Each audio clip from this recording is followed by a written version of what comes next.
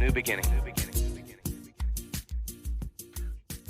Welcome to the Grief Dreams podcast. My name is Sean Ram alongside Dr. Joshua Black.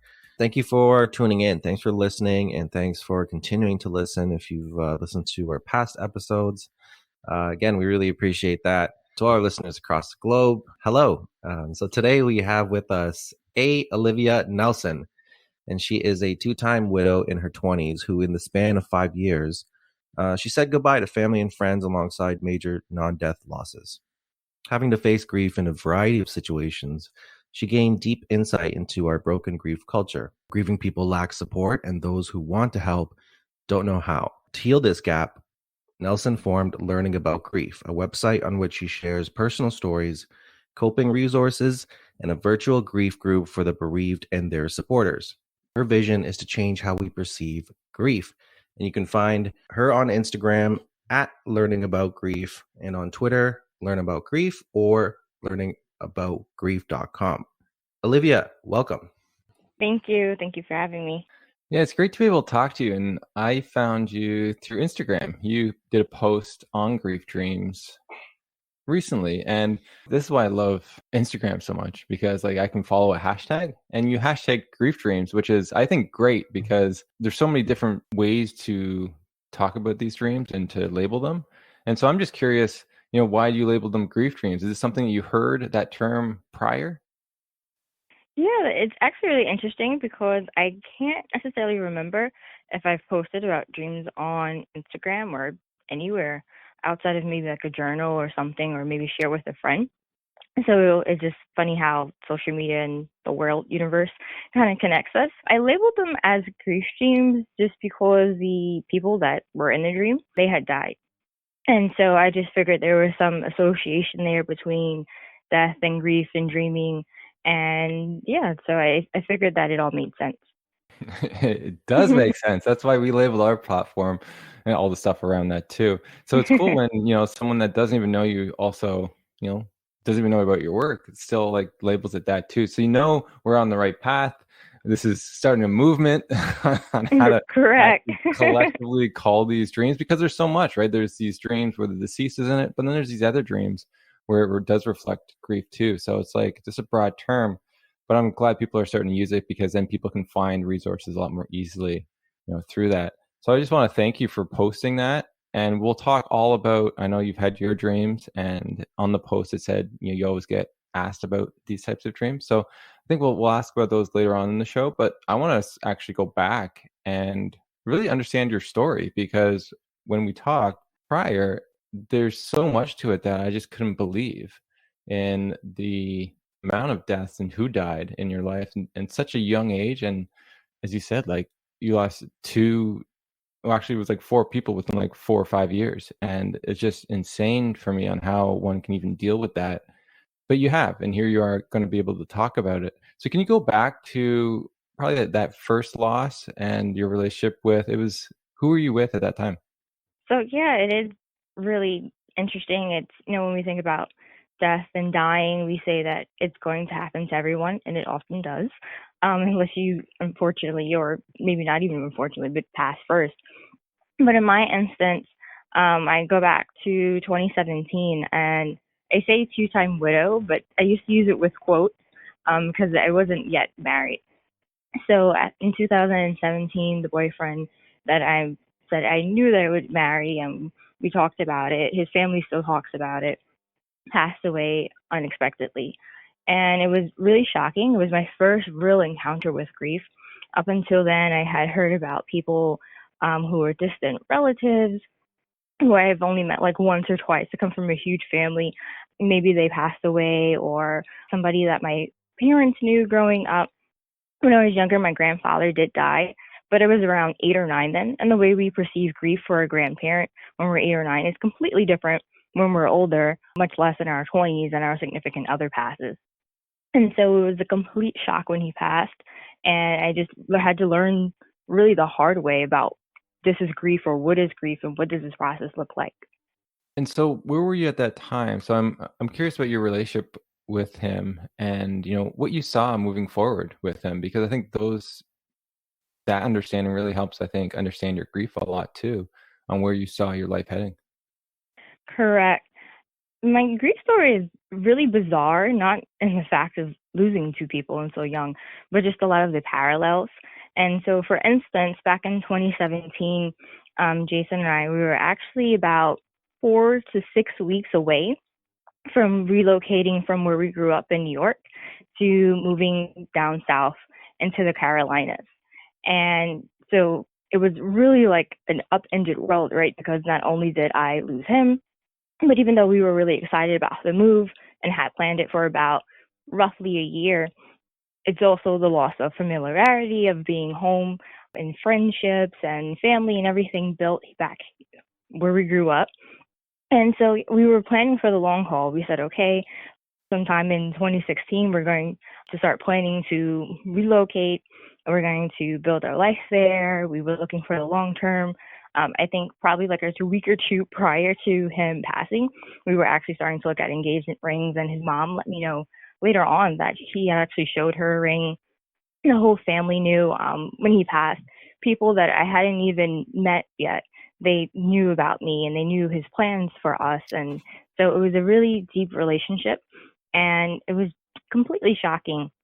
And like I say, what in 2017 we were planning for the move, and I kind of went back and forth. Should I move after his loss? Should I stay home? What should I do? And I said, this is the plan. I'm just going to go with the plan. And so 4 to 6 weeks later, after we buried him and he died and still in the thick of things, I ended up relocating and ending my whole entire life to move to the South. Wow, that is intense. I don't know if I would be able to do that. So what like I guess the question is, what made you decide to actually go through with it? Because that's a lot of work, especially since you're grieving. There's so much on your plate, and to do that alone, right? Like to not have him, which was the whole reason for the big move and to be together and start this new life. Right. It was a really, really hard decision. Like I said, we had been planning it for roughly a year, and oddly enough, it's so strange. But when I had first met him years prior, somehow we were just friends then. I think we had known each other maybe like two or three occasions, and the question came up of would you ever leave New York? And I said to him, well, maybe if I moved to down south, maybe I would probably move to this state or that state. And he said, no way. I always said that if I would leave New York, I would probably go to one of those places too. And so it almost seemed like predestination for us to make this move. But after he died, with grief, sometimes it's really hard to make a decision. What should I do? What should I not do? Should I stay? Should I go? Navigating everything is just so difficult when we're trying to navigate not only the everyday situations, but the funeral planning and people's questions and trying to make sense of things. And I knew that I had this one constant that for the past year, we did everything we could in our best ability to make sure that this move went smooth. And I felt it was actually going to be more work to stay than to leave. And I just felt let's go for it with the dream and see what happens. I said death was really unexpected, so let's make this move that was expected and see how it all pans out. What was it like when you did move? Like, were you able to, did the other things come up in the sense of your grief that maybe you didn't have prior?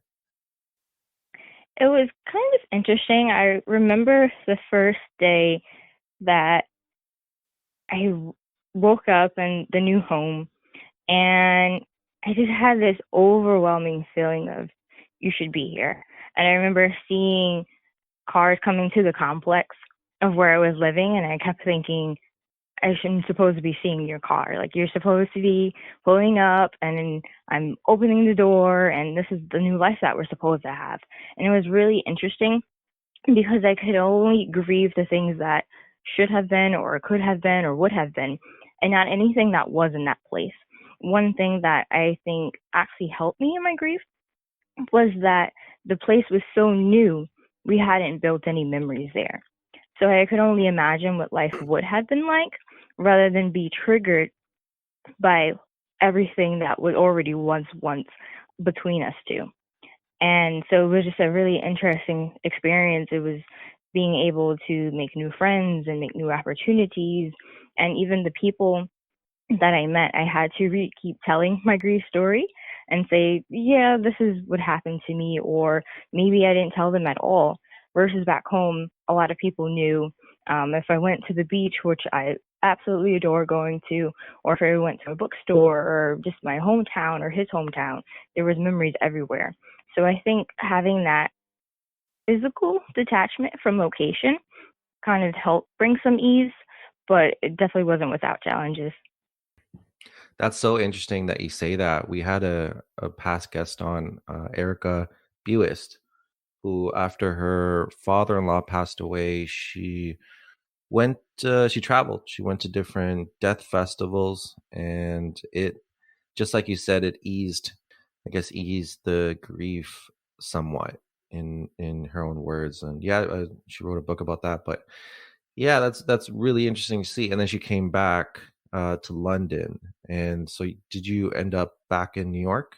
Yes, so to add to all the bizarreness, and just to give you a timeline, so Jason, he died in February, and then I moved roughly around the end of March, beginning of April. And when I relocated, I actually had a job. The job that I was leaving back in New York, I had been there for several years. It was a really good position. Nothing was wrong with the job. I was very, very well loved there. It was extremely supportive. And it was hard to leave, but again, I was just going with the expectation of what we had planned. And so when I actually settled into the new home, 2 weeks later, when I started the new job, they pulled me into the office and they said, "I'm sorry, Olivia, but we actually had a a hiring order, and the way that it worked out." And he kind of paused in between. He said, "Well, there's no easy way to say this. We made a mistake in the hiring process, and we have to let you go." What? And I never will forget that. I thought I just relocated my entire life to come here, and it was my first time being like laid off or being go of. I always had steady work, and so it was really bizarre. And I would never forget this day because it just so happened to be Jason's birthday. Oh my goodness. And so when I say it was 2 weeks, like some people were like, really, 2 weeks later? I'm like, no, it was literally 2 weeks to the day that I started because I just remember it was on his birthday and I remember the day that I started. And it was really bizarre. So now I go back home and I'm thinking, okay, so Jason has died. And then 2 weeks after that, my uncle had died. And then I'm thinking, then I relocated. So even though it was happy, there's still some loss. Even if Jason had went, there's still loss of, like, again, of being home where you grew up. And I'm thinking, and now what? I lost my job? Like, how does this work? And so it was really bizarre. So when I say that I'm no stranger to grief, it's really grief on different aspects. There's Mhm. the death aspect and also the non-death losses that sometimes we don't consider also. Yeah. Oh, 100%. And that move, that change to a different state, leaving your friends and family, and then having your hopes and expectations, and okay, this is a new page forward, and in the chapters in my book, and then have it shut down again is hard. It's a tough experience for you to go through. Wow. Absolutely. And, with me being a writer, I always think of life as a story. And so the best way I could describe it is that while I didn't quite know how the ending was supposed to be, I at least knew how the next chapter was supposed to be. It's so, okay, we're in New York, and the next chapter is supposed to be in this next state. And then that chapter, there's this new job and this new life and these new things that we had planned in this place. And so when he died, it's like the whole rest of the book that I had planned completely has to be rewritten because essentially a character got killed off. Yeah. And so when you keep writing and then it's like, oh, well, the job is lost. Okay, well, that's going to affect the rest of the chapters. And so it's really interesting is you're constantly rewriting in grief. You already had the story planned out. You don't know exactly how it's going to go. You leave some creative liberty. But when something drastic happens, you go, well, now what? What happens next? And Right. oftentimes we don't know what happened next. It's literally a word by word moment, a moment by moment, day by day thing where we're trying to figure it out. That's so interesting. You've said, like, as a writer, looking at it through, like, as if it's a chapter of a book, and what that does, and how you have to rewrite your expectations on where the story's going. I think it's fascinating. First of all, like, how crazy that is that you lost the job in such a weird fashion, a hiring mistake, which is such so weird. Yes. But It then, was like, so bizarre. I don't know if I've ever heard of that. But the person that would have supported you through that isn't there, right? He would have helped you cope and gained a little kind of understanding throughout that difficult transition. But so Correct. what did you do instead? Did you write? Like, were you writing a story at that time? Like, how did you cope? And did you use writing at all in that time? Right. So I've always been a pretty creative person. In fact, it's actually funny. I remember when Jason and I we were packing up boxes and getting things ready. And I said, maybe if we have to do two shipments, I'll send all my art stuff because I love to do art. I'm a musician. I've been playing piano since I don't know, probably like 5 years old. And so I said, maybe I'll ship all that stuff first. And he goes, no, absolutely not. That's like your peacetime. That's your kumbaya. That is your coping mechanism for everything with the world, or just, just your relaxation time. And so it's actually funny because when I went back home that day and in the weeks after the job loss and in processing all of this stuff, that's actually what I leaned on. I went into a lot of art, into a lot of my music. I took a lot of walks. One thing that I had the advantage of is that the place I lived itself wasn't triggering. It was just imagining what could have been, again, not what was. And so I went out, I was doing a lot of exploring, trying to learn the city and trying to meet some new people. And it was really interesting process, but I think the mix of it all helped me to cope. That's interesting. That's very interesting.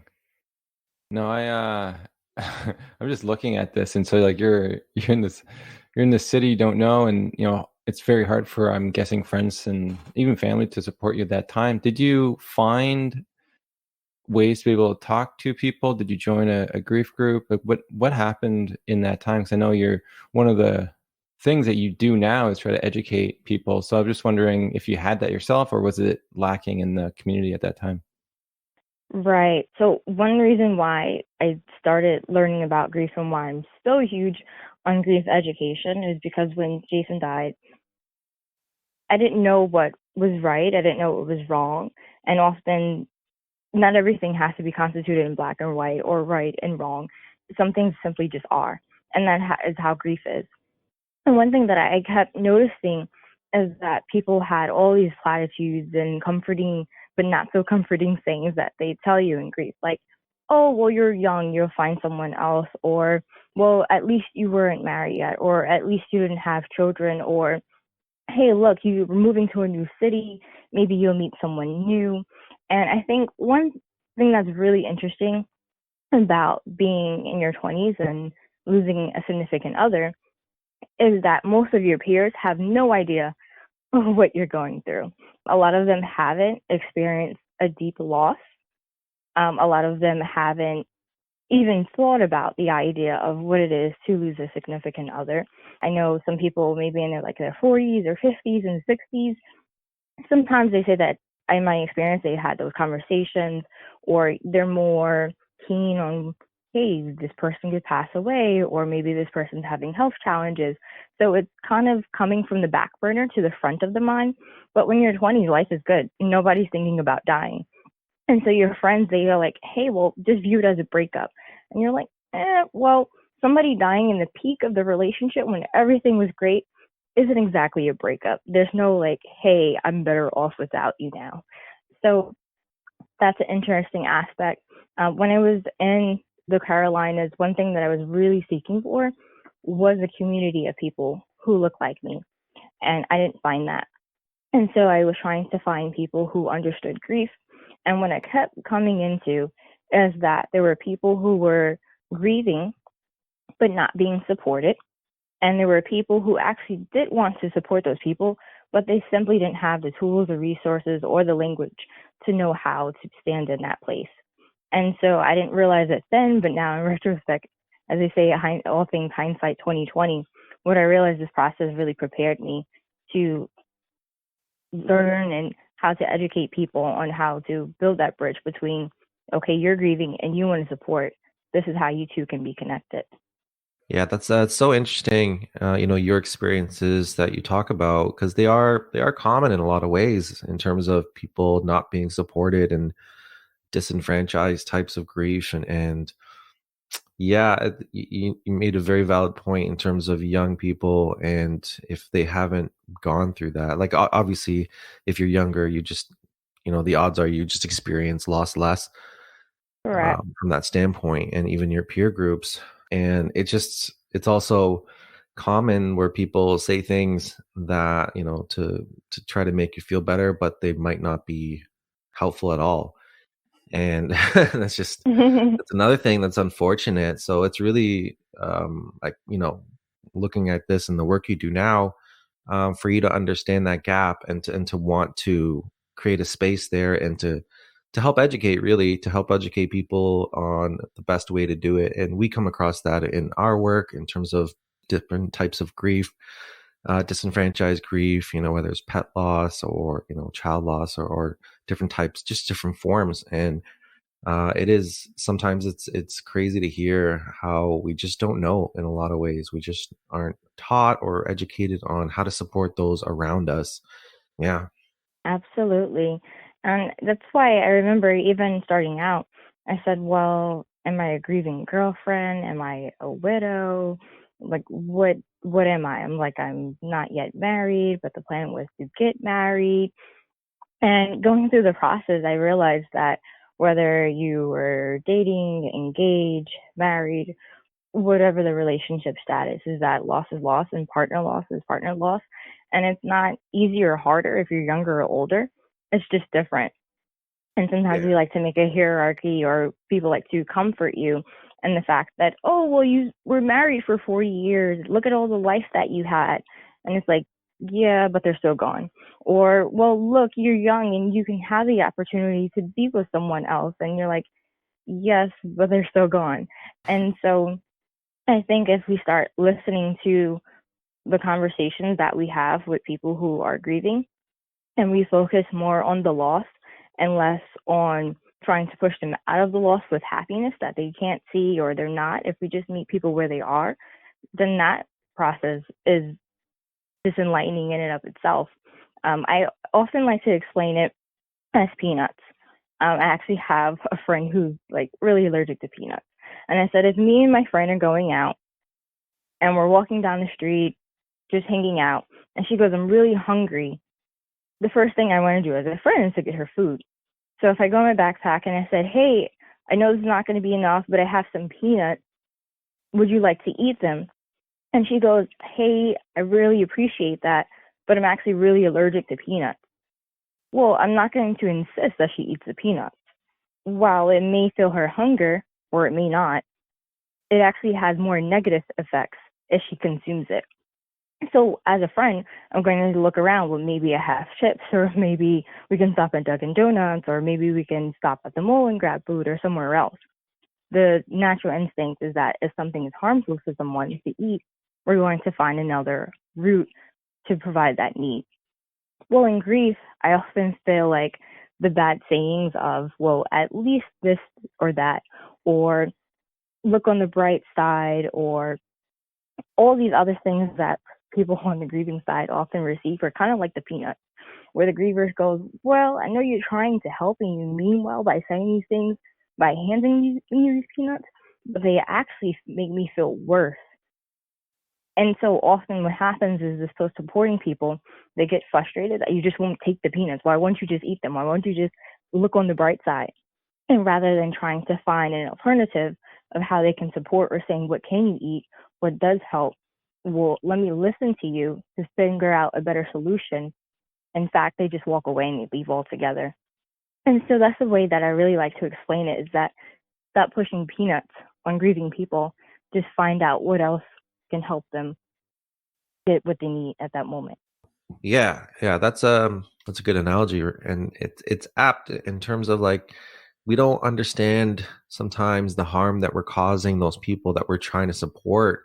But if you just take the moment to if you take a moment to listen and just hear their story and just try to be empathetic in that way, I think that does a lot in terms of helping that individual rather than pushing some sort of narrative or trying to make them feel better because like you said it's probably not going to work. I'm just thinking in my head of another situation, and pet loss is like that where if you have one of your pets die and someone comes up to you and they say something like, well, they lived a long life, or oh, you can just get another one, or well, at least good thing it wasn't your kid, or I mean, God forbid somebody say that, but like Right.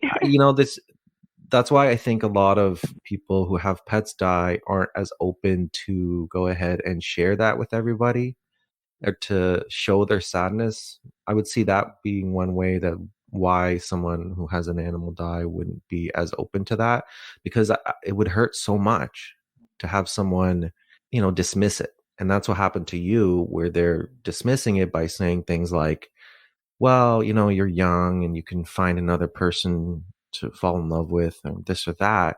Well, that's not acknowledging what you did have and the beauty Correct. around it and the love you had around it. Absolutely. And it's when a lot of times people say that you'll find love afterwards, but dating after loss is a completely different experience, especially when you have possible anxieties of will this person die, or this person is new, but there's always those past things that trickle in the new relationship that you think about. This is actually very interesting because I'm really just really curious on how that was for you, like starting a new relationship and bringing in the loss, and also your, I guess, new partner's willingness to sit with you in those moments, or was it something that you hid from? Because it's such a complex situation. I've heard, sides of both where people try to hide their loss to try to like put the other relationship like ahead, and other people had partners who want to validate their loss like throughout the process. So I'm just curious what you had. Right, absolutely.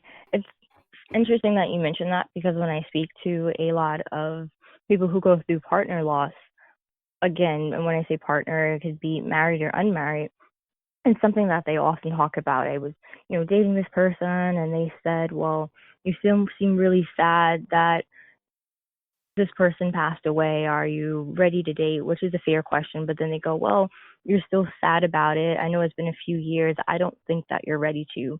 Or the aspect of, can this person handle the family that came with this person? Maybe, that person was married and they have in-laws. Or in my case, I was extremely close to Jason's family. We would actually have Sunday dinner almost every single Sunday. I remember when he died, I was speaking to his mom and I said, nobody's going to tell me I love you every day. It's just, one of the things that we think about. And she goes, I will. And literally up until last year, it's been 4 years since he passed. Literally up until last year, she probably texted me, I love you every single day, and never missed a day. And so it's just those thoughts of, well, I want to bring those people forward into my life. They've been here. They're my family. I call her mom. I call his brothers brothers, his father. And so it becomes, well, will this new person accept this? How will they feel? One thing that I had told Michael, I said, well, you do know that there's no competition with the dead man, right? And he started cracking up laughing. He said, yeah, well, definitely, absolutely. But he was really, really good with it. But I know that the way he handled my grief is not always how everyone in a new relationship handles with grief, just from going a few dates prior to him, and also just hearing other people's experiences, that it wasn't that great, unfortunately. It's a complicated thing because I think sometimes, again, everybody's grief is different, and there's so much involved in nuances in that, but I've heard situations where people in new relationships and the new partner can't handle certain things or just doesn't understand certain things, like maybe old pictures of that person up, or maybe things that person doesn't want to throw away, like clothing or this or that. And they make statements that are sometimes hurtful, like, I can't believe, this person's not over it, or, they should be over it, or they put their own ideology and perspective on what grief is and how someone, and timelines, and how someone should heal from that onto the other person. But that's unfair, because again, everybody's journey is different. So kudos for your new partner for, you know, providing a space for you and being open to that. Because again, it could be challenging on different levels. There's probably a lot of emotions at play when it comes down to dating someone after you've lost someone. Absolutely. Um, just in you saying that, I never forget. I probably went like on a date or two, and actually in my car, I have this little necklace and it has Jason's face on it, and it just hangs. His mother gave it to me at the funeral. I think I wore it for about a week, and I left it in a car, and I never moved it unless I'm cleaning the car or something, of course. And that person had said, "Well, it's been some time now. Are you gonna take the photo down?" And I was like, "Well, I'm not sure." I said, "Honestly," I said, "because I can understand in some ways." I said, "Well," I said, "I do have a lot of photos, whether printed or on my phone." I said, "I don't plan on ever deleting any of them. I can't get them back." And I said, "But it doesn't mean that they necessarily have to be in your face." So that's a happy compromise that I was 100% okay with, and I was in a really good spot with my grief. And I remember that person saying, I don't think I can deal with that." And so it's up to that person who is the griever, right, to make that decision. Well, can I be with someone who can't handle my grief? Because grief is forever. It's going to pop up. And no matter how healed you think you are, it's going to show up maybe when you go on a date in the same area, or maybe when that person's birthday comes up, or an old anniversary, or somebody that you haven't seen in a while sees you and mentions them, because either they don't know that you're in a new relationship, or they didn't even know that person passed. Somehow grief always comes back. It's never something that we're completely finished with. It does become different, but it's always present. And so I just had to make the decision, well, you seem like a great person, but I understand and respect your boundaries and what you can and cannot do. And I respected that person for being vocal about it. And I was vocal about it, and it didn't work. I do remember speaking to about grief and loss and all these things with Michael, and he was completely accepting. I remember when Jason's birthday came up, he said, "Do you want to go celebrate? Do you want to do something? Do you not want to do anything? Do you want to lounge around? Do you want to be yourself?" He gave me all these different scenarios. And I said, "Well, I haven't even gotten that far yet." He actually went to go meet Jason's parents. We actually had dinner with them once or twice, and it was just like the most beautiful thing.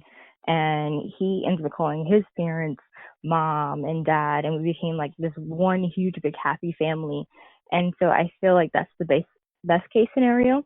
I know that's not everyone's situation, but I would just forewarn people, if you date someone who has experienced loss, are you going to be able to support them when they need? And as a person who is experiencing the loss, are you going to be okay with being someone who is going to dismiss your grief and maybe not acknowledge it, because it will show up? And how will you deal with that when it does? Those are great comments. And yeah, you're right. Like, people have to be able to set their boundaries. And I can see many people who have a hard time setting boundaries will minimize their grief or push it away for someone else. But it's really about understanding yourself and what you need. And if something doesn't work, it doesn't work, and to be able to let it go.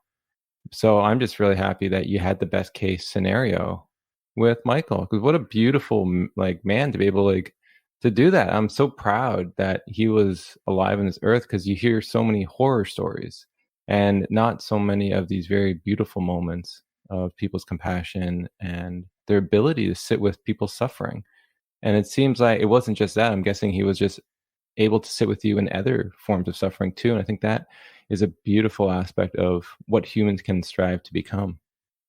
Absolutely. And one thing that I noticed about him, he even educated me in the grief process.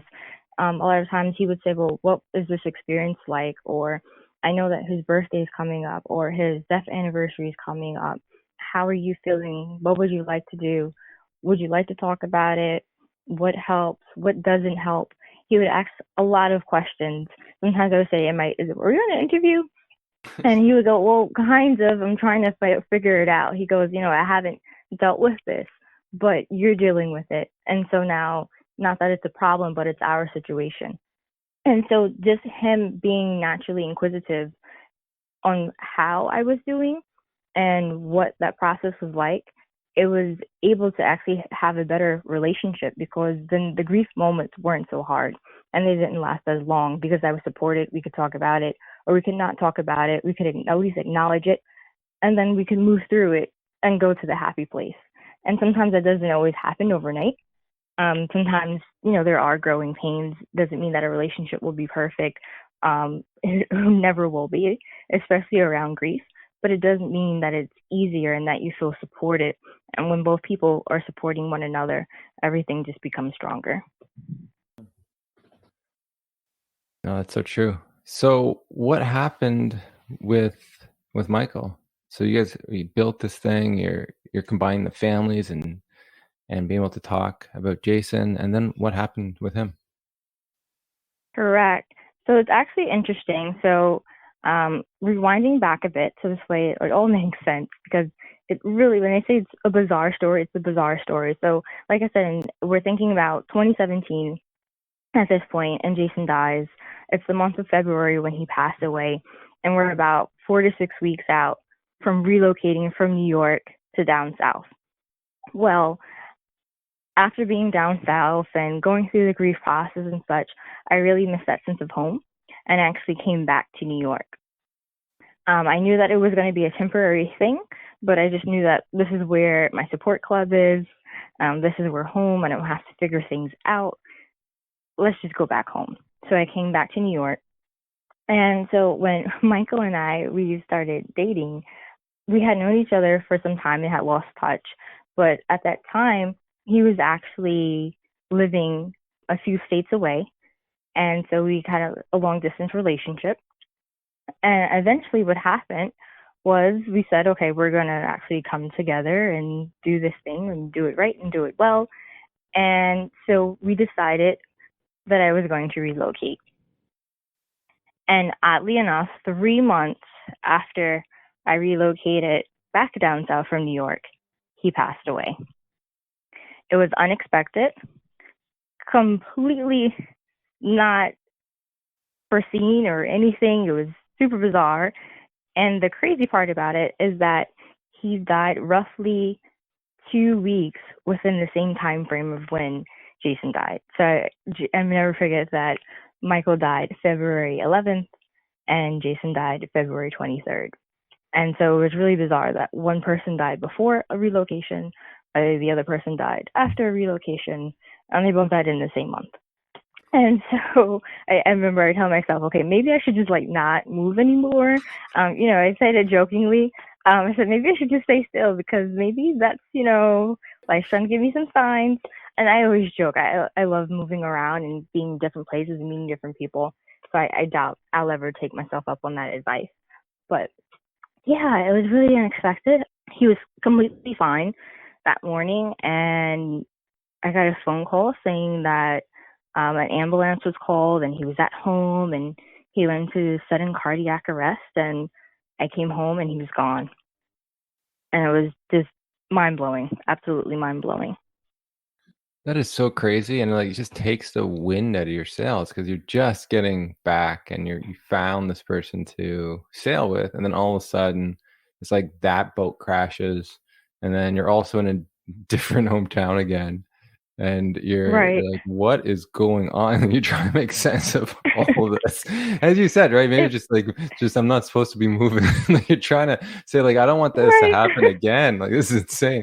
Because once is crazy, but twice, it doesn't make any sense, to happen again. And also in February, and so February just passed from, it's March right now.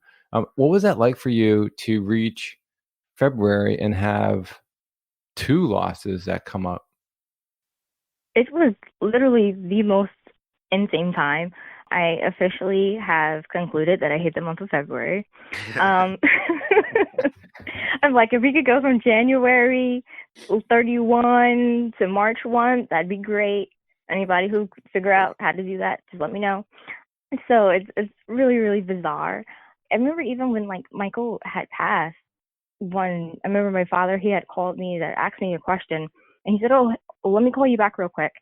And that's in between that call, I ended up finding out that Michael had passed, and it was so bizarre. I remember the paramedic had told me, and I was actually at work, and I remember sitting in my office, closing my door, and thinking, what in the world is going on? I was like, what? I was like, is this a prank? I was like, okay, this is not Michael type of thing, but like this can't be real life.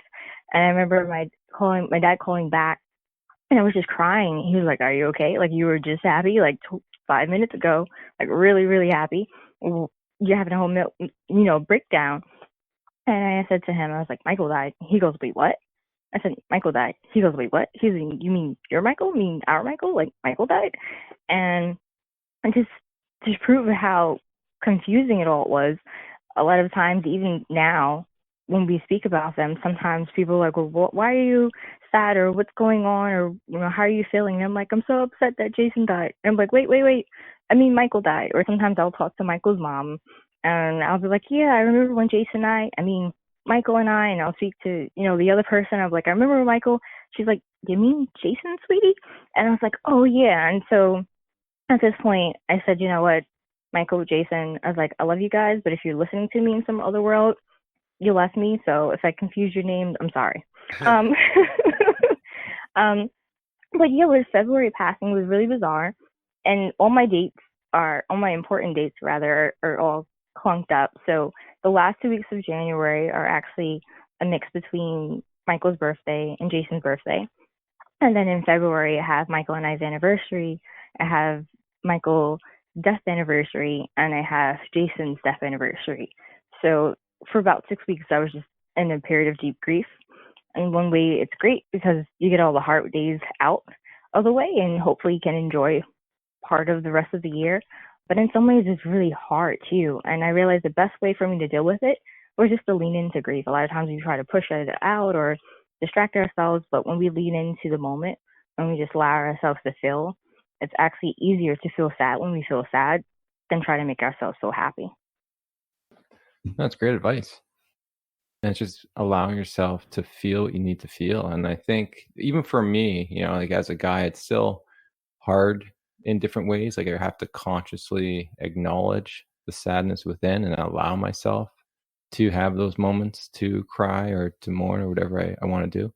And it's a lot easier when I'm alone than in front of other people, which Correct. it's just there, right? And like I notice it. And so if I feel that stuff coming up, I really try to get alone so it can process more easily rather than try to force it in front of people.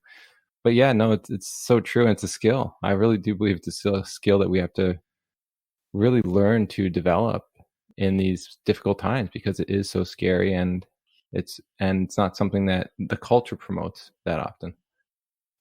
Absolutely. Our culture, it's, we push people into positivity. I think one of the greatest things that we can change in grief culture, whether you are a griever or someone supporting it, is just to be aware. And we try to plan for the future so much that we forget to be present. One of the greatest things that I can say I really learned from Jason was to be present, because he was very, very spontaneous and I was very much a planner. And it was really, really great, but then sometimes it wasn't so great. And now I try to be very present.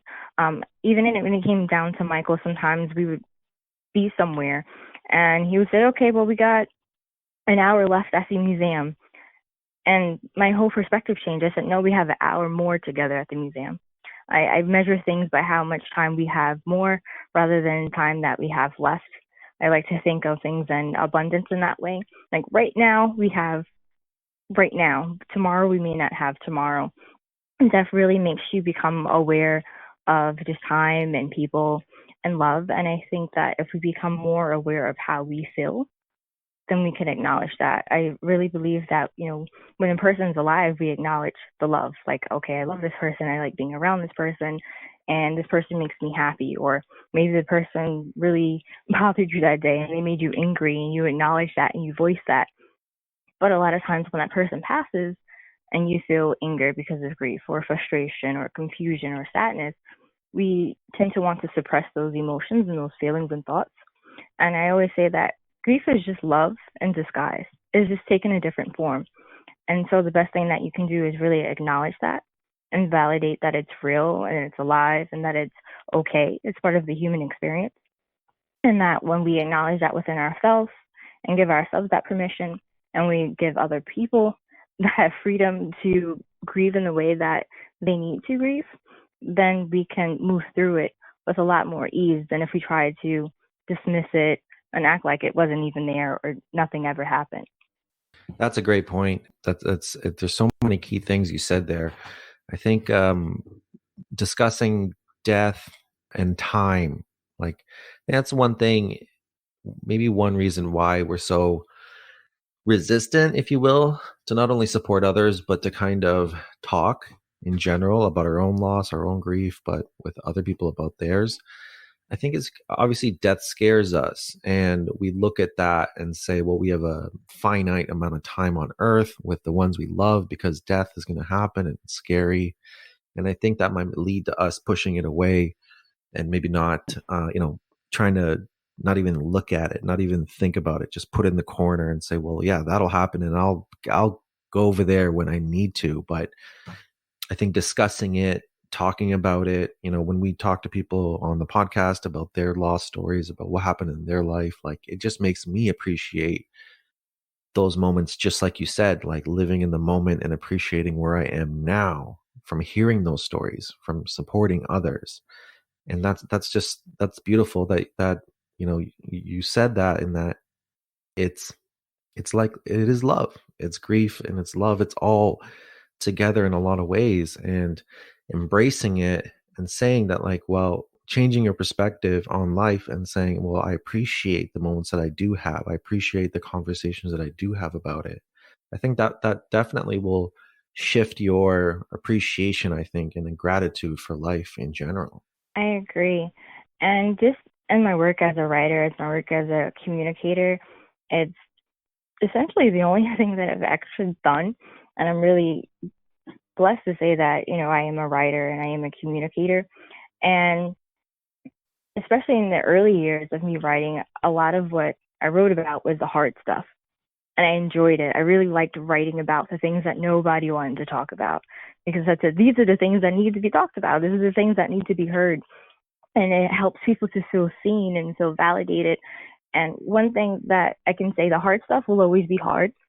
It will never be easy. It's not easier to talk about death because the person is alive. It's not easier to talk about death when the person is gone. But when I can say that the conversations are different and to prepare us differently. And if we have hard conversations when we don't need to have them, if we talk about death, well, what do you want? How would you like for me to continue living my life? Or how would you want to have your funeral? Or what do you think how you will cope if I wasn't here anymore? Or when we have those type of conversations, it makes the grieving process just a little better, in the sense that we can have some closure. I noticed that my widowed friends, or just my other friends who had experienced loss, when they had that type of closure because they talked about death before the person died, or they talked about death among their family, when that person died or whomever was lost, whether a close friend, a parent, a miscarriage, whomever, a pet loss, it was different because they already were starting to use language. They were already acknowledging the possibilities of what could be. And again, death is just a human experience. And just like we wake up, just like we see the sun, or we, go to sleep and we do it all over again, we have to integrate grief and hard conversations into our everyday lives, this way that we're prepared for them just a little bit when they actually do arrive. No, it's true, and I'm glad you're able to really discuss that and to show people that it's okay. And one of the posts that you did make, I think it was in that Grief Dreams post, was that you paid for your partner's phone bill so you were able to text that number, and it was supporting for you. So could you talk about that? And did you do it to both individuals, or is it just the one? Just the one, and just with Michael, and it was really bizarre. I get, I always use the word bizarre, and I just think that's the best way to describe it. I remember that actually it's interesting because when we actually became a couple, the phone bill was like one of the first things that we had actually signed both of our names to, and it was one of those things where it's like it's not like a house or a car, but it's something small. And so I remember when that phone bill came up, I thought, well, it's both of our phones. And I just wasn't ready. Initially, I wasn't ready to shut down his phone because people were still calling it. And there was pictures and there was emails and there were a lot of things that I needed. And then I just continued to pay it. And I think we had those moments in grief where we were like, are you really gone? I can't believe that you're gone. And I would actually text his phone. And it wasn't on purpose. It was, well, I guess it was on purpose. I just I didn't forget that he had died, but I forgot that he had died. And then I remember months afterwards, I was still paying for it. And I was like, okay, this is ridiculous. Why are you paying for a dead man's phone? And then I started talking about it to other people. And they were like, yeah, I've been paying my husband's phone or my daughter's phone for like 5 years. And I said, oh my gosh. I said, please don't let me be spending all this money on T-Mobile for the next 5 years. I said, this is ridiculous. But it's also not ridiculous, right? It's just something that helps us in our process. And it's one of those things that, again, it doesn't make sense. As they say, from the inside out, you can't explain it. And from the outside in, you can't understand it. And I just feel like whatever makes that person feel better and is feasible, if it's texting that person, if it's writing to that person, if it's speaking to that person, again, there's no right or wrong. There's just what's right for you in that moment. Yeah, and it's interesting because like when my dad died, he never had a cell phone. So for me, like maybe I'll talk to him or something because that's what I normally did. But the culture has Hmm. changed so much where texting is one of the main forms of communication between people. And so like when I heard that, I'm like, oh, that makes so much sense. Like because even before, we used to write letters to each other, but we don't really do that anymore. And so even writing to the deceased isn't as, I think, meaningful as maybe a text message to them in the sense of the pattern of how our relationship was. Like it really gets at that and what you used to orchestrate some of the forms of communication. So I think it's It's interesting, and true. I'm glad you brought up that other people have expressed that they keep it on for 5 years plus, and I never really so it's like I never heard that. It never really got to that point of the conversation, but now I'm going to start asking if people do that more often, just because it is a very interesting form of continuing bond, Yeah. which we talk about a lot on the podcast. Yeah, and that made me think of maybe like social media in terms of keeping a person's Facebook page open or an Instagram page or something like that. I bet that would be in a lot of ways used obviously to help grief. Is keeping those things open and alive, and I guess providing a space for other people to maybe drop comments in remembrance or something like that. Yes, I agree. That's a good point that you put, that how people used to write letters and how it's drastically changed as technology has improved. Jason was actually a writer. And so we actually wrote each other letters. And sometimes we wrote each other's letters, like I'm going to sit down and write you a letter. But more times than not, it was just our writing process. Like I wrote something, or I wrote something about you, or I wrote something for you, or with you in mind. And so this is yours. You get to keep it. Michael, he wasn't a writer. He was extremely creative, but he wasn't a writer. And so a lot of our communication, if not in person, of course, or on the phone, it was in text messages. And so just having that time capsule, so every now and then I'll just scroll through text messages and I'll kind of relive old moments and conversations and see videos or pictures. And I'm like, oh, yeah, I remember we had that, or laugh at old jokes and, stuff like that. I think that social media has been a really good resource for grief, and that it connects people. The fact that there's a piece of it where you can be anonymous, or you can be as transparent or not as transparent as you want to or not.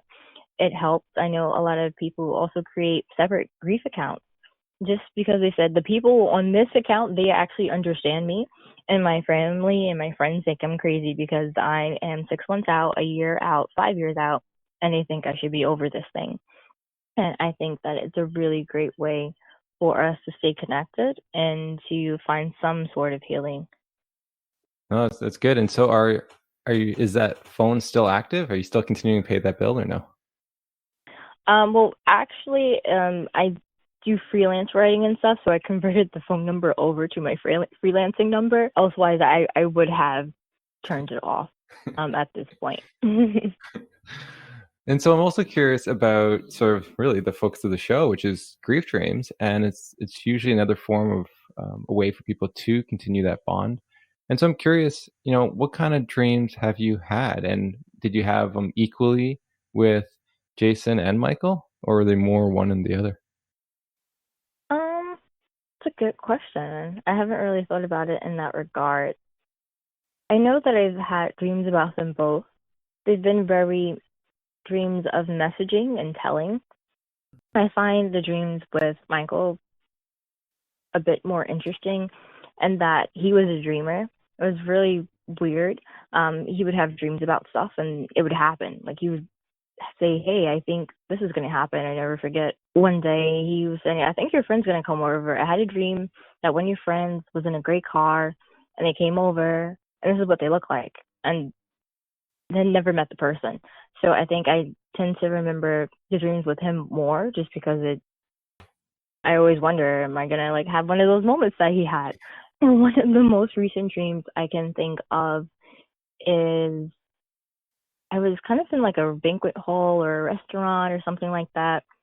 And I remember I was walking around looking for people, and I saw these people here, and I was like, this doesn't make sense. I thought this person had died. And I was like, okay, well, maybe not. Because the dream seemed so lifelike. And I remember seeing like current friends who are alive and friends and family who are alive. But I noticed that there was a lot of people at that banquet hall who were gone but present. These people had passed, but for somehow they were dining with the rest of us and laughing and stuff. And it was just a really beautiful moment. And I remember Michael being there. I remember like specifically searching for him. And I just think it was a really cool moment. It was kind of like an old time thing again, where everybody that either alive or dead, we're all together and having a joyous time together. Oh, that's so cool. And so what was it like when you finally found him in the dream? The odd part is I knew that he was there, but I actually didn't find him. And so that was the bizarre part, because I was like, well, wait a minute, everybody else is here. Where are you? And I actually bumped into people, and they're like, oh, yeah, he's in the back somewhere. And I would go to the back, and they were like, oh, he's over here somewhere. And I'm like, okay, he's not here either. And so I remember waking up and kind of remembering it and thinking, well, maybe it's just one of those things where you kind of know that your person is always present with you, whether you believe in afterlife or not. Is that they're present in the forms of how you love them or the way that you think of them. And I think that we're always somewhat searching for a person after they die, always trying to remember what did they say, or what would life be like now, or would they be proud of me, or I wonder what they would be like right now, or all these different questions that we ask ourselves. And that's the way I kind of interpret it, that we're always kind of looking for those people who have gone, and we kind of relive those experiences when, like, my sister says, I remember when Michael came over the first time and you said you didn't like coffee, and I was really upset, but he loves coffee and he was just my coffee buddy. And she's like, when I drink coffee, I think of Michael. And I was like, I guess that makes me feel pretty good. And we talk about those stories, or I think about the time when we would go to the beach, and he goes, I've never been to the beach with so many people. And if I go hang out with my father and we go to the beach, we'll talk about how the three of us used to hang out. And so I kind of visualized that dream as that. Every time I went to a new person, they would always tell me where he was, or they would always share a memory that brought me closer to him. And I thought the great dream was just really unique in that sense. Yeah, that's super interesting. And yeah, it definitely can reflect that aspect of one's life. Have you had a dream where you actually got to see him yet? I did, and it was a brief dream, or either I just remember it briefly, and it was, I want to say, maybe like a month or two after he passed away, and we were just kind of hanging out. We were at the beach, and then I think we were dancing and stuff. He loved to dance. He loved to dance, loved to sing. I would always say that he was an entertainer, and he would always say I'm a shy person, and I said nobody ever will believe that you're shy, and nobody ever thinks that. And he would just would laugh. And it was just a dream of like good times and reminiscing and what life once was like at that time. No, that's beautiful. No, I'm glad you're able to have that because you feel that love. It just comes in those moments, in those memories, and you can actually, you said, like, relive them. And that's, what a Correct. beautiful aspect of like to have that in a dream because, when my dad died, one of the biggest fears I had was I wasn't going to have any new memories. And the ones I do have, I just couldn't really remember them or have that feeling of being within it. But, like that's what these dreams can do, which is kind of cool. So did you have any dreams of Jason that were memorable? I did. I remember when Jason died, I was really sad in the beginning, but then I remember being really angry. And I remember even saying to his mom, I said, I'm just so angry, which was really foreign to me because it takes a lot to get me angry. I'm just one of the things that I'm just, a lot has to happen for me to be angry. Like you have to, I don't know, harm a child or an animal or do somebody wrong or something. And I remember saying to her, I was like, I don't know who I'm mad at or what I'm mad at or why I'm mad, but I'm really angry. And I remember, even though nobody controls their death, I remember thinking like, you left me. I remember being in the Carolinas thinking like, wow, you really left me at a bad time. And I remember around that time I had a dream, and we were driving somewhere where I don't remember. And I just remember him profusely apologizing and saying that he was sorry and that everything was going to be okay and that it was all going to work out. I remember it just gave me a lot of peace. And I remember we also had like a conversation. I can't even remember the conversation in the dream anymore. I wish I had written it down. That's something I would encourage people to write your grief dreams down because you may want to reflect on them one day. And I just remember having a conversation and brought some closure because that's another thing when you lose somebody traumatically. It's like one moment they're here and they're happy and they're alive, and the next minute they're gone. And it doesn't make it easier or worse for people who may have a feeling or maybe got a diagnosis that that person was going to pass away. Just in my experience from the losses I've had, the ones that are traumatic, the ones that you don't expect, where they were literally walking and the next minute they die, there's no closure. So that dream kind of brought some closure on just the last conversation. Wow, that's beautiful. And it said like helped heal the broken heart of and that anger to be able to have that conversation to bring peace within your mind to then now have to work through the grief in a more, I would say, easier way because anger doesn't make anything ever easy. It just Correct. confounds everything and stops the Definitely process. doesn't. No, and it takes so much Definitely does energy to be not. angry too. Oh my god. So I'm Yeah, curious, as to this date, have you ever had a dream of both of them together in the dream? I have not. It's actually interesting. I haven't thought about that. I don't know if I ever will. I'm not sure what that would ever be like. Sometimes I kind of think like, in a sense of an afterlife, like, hey, you two like hanging out and stuff. I never forget when I want to say maybe like a few months before Jason died, he bought me this book and it's called When God Winks at You. And because he'd always he wouldn't say coincidence, he would call it God winks. And I was like, what? There's no God wink thing. And he goes, yeah, no, there's a really God wink thing. And one day we were walking around Manhattan and we saw a table stand and they had a book called When God Winks at You. And I was like, wow, what a coincidence. Oddly enough, even though I love reading the books, I don't know why I didn't read it. Still have yet to read the book. Now it's harder to read it just because of his passing. But I would never forget, it probably was like one of Michael and I's, one of the first 3 dates or something, and Michael was asking me how I felt about starting a relationship again after loss. And I was like, well, I think I'm in a good spot. I feel okay, give me like a day or so to really assess where I am in this process because I've never done this before. And he said, okay, that's fair. And he was like, "Do you think Jason would approve?" I think he would approve. And just so happened, we were passing by Barnes and Nobles, and he's like, "Oh, isn't that an interesting title when God winks at you?" And I said, "No way." What? It was so crazy. I said, "Why did you pick out that book?" Then I started interrogating him. He was like, "Why are you going crazy over a book?" And I said, "No, I have to tell you the story." And so I told him the story. And so every now and then, when I would have a moment, or we would have a moment, he was like, "See, I think Jason is sending you a God wink." So sometimes I laugh, like if there's an actor, like, "Are you guys winking at me? Like, what's going on?" But yeah, that would definitely be an interesting take to have them both in dreams. That's a great story, though. I really think that's funny. For sure. All right. All right. So one of our final questions we always like to ask our guests is that if you could have a dream tonight of anyone who has died, what would that dream look like to you? That is so interesting. If I only had to pick one person, You can pick multiple. It's up to you. um, Whatever you want. I think I would go back to the banquet dream, just because literally everybody that I knew had died was there. But if I could make it my way, I would actually have found Michael and Jason. And I guess that would answer your question. Both of them would be in the dream, and I would just sit down and have a conversation. Not even to ask them like what happened or what's life like now or anything. I would just want it to be like old times, just one of those good everyday conversations that we counted as, regular everyday life. Nice. What would they both be eating?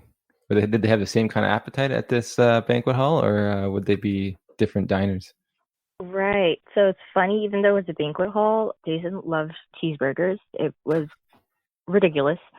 I mean, if there was a cheeseburger to be made, he had it. Didn't matter, funky combinations and all. It really didn't make sense. And Michael, he didn't really have a special thing, but our favorite snack was cheese and crackers. In fact, when the second time he met Jason's mom, she also brought this huge spread of cheese and crackers just because she knew that he loved it. And so, yeah, I think even though it's like weird food to have at a banquet hall, I think if they could have food, that's probably what they would both choose. That's funny. That's cool. Hey, it's interesting. I'm learning a lot about them today. So this is that's why I love Right, asking about absolutely. that's why I love asking about dreams, right? Like you just learn these small details that really bring their character out, and it feels like you know them a little bit, right? A little bit more than you would without those details. So Of I want to. course, and it could be very happy. Oh, I'm glad it's gonna be a happy dream. And they're smiling, they're happy. So at the end of the day, I hope you have that dream. And if you do, please let us know. It'd be really cool. Or if you ever have a dream of them together, it'd be very interesting to see what that looks like as you move forward. So where can people find all your stuff again if they want to get Sure. contact or learn a little bit more of what you provide? So the best place to find me is on my website, learningaboutgrief.com. There you can read my full story. You can reach out to me. I'm always willing to speak to people who have gone through loss. I especially have a very soft spot for people in partner loss, and particularly people who weren't married yet, just because I know that there's such a deficit in that area. And it can also be found on Instagram, which seems to be very popular with people who are experiencing loss these days, at Learning About Grief. And if you're on Twitter, because my name is too long, it's Learn About Grief. And I would love to have a conversation with anybody there. That's amazing. Yeah, I follow your Instagram. It's really good. It has a lot of nice tips for people and comments about just the grief journey and all the different small things that people may not think about that you're bringing up. And I think that's great because it helps normalize other people's experiences and what they're going through. So I just want to say I had a pleasure really talking with you and get to know you and really understand sort of the different types of losses out there and really what you've done to move forward to be in the state where like I learned a lot from you, and I'm really encouraged that people after suffering such trauma and change in their life that they can still find a way to open their heart to the world and to help others around them. So I just want to thank you for just being you. Thank you. And I appreciate you having me and having this conversation and the work that you do. It's extremely needed and can't be done enough. So thank you. Excellent. We hope you enjoyed this episode. If you wanted to know more about the topic, please check out our platform at griefdreams.ca. If you wanted to support the podcast, you can contribute through the links on our website, and we would like to thank all those who continue to support us. So on the website, you can find our online courses by Dr. Joshua Black and Jade Carling Black, and there are 2 courses. One is a Grief Dreams workshop. So this is a course that's going to help you gain the necessary skills to discuss the topic of grief dreams in a way that facilitates the processing of grief. You're going to learn about the topics of sleep, dreams in general, grief and trauma, and of course, grief dreams. And the second is called Crazy in Love, using romantic relationships as a vehicle for growth. And this super organic course is designed to make you rethink modern intimate relationships. They discuss how to use your own intimate relationship or lack thereof to passionately fuel your personal growth and build valuable skills that will last you a lifetime. If you have Facebook, you can join our Grief Dreams podcast page to be notified of when we release our new episodes. And you can also join the Grief Dreams Facebook group to share your dreams or hear more dreams of others. And we are on Instagram and Twitter at Grief Dreams. So as always, we like to end the podcast with love and gratitude from us to you.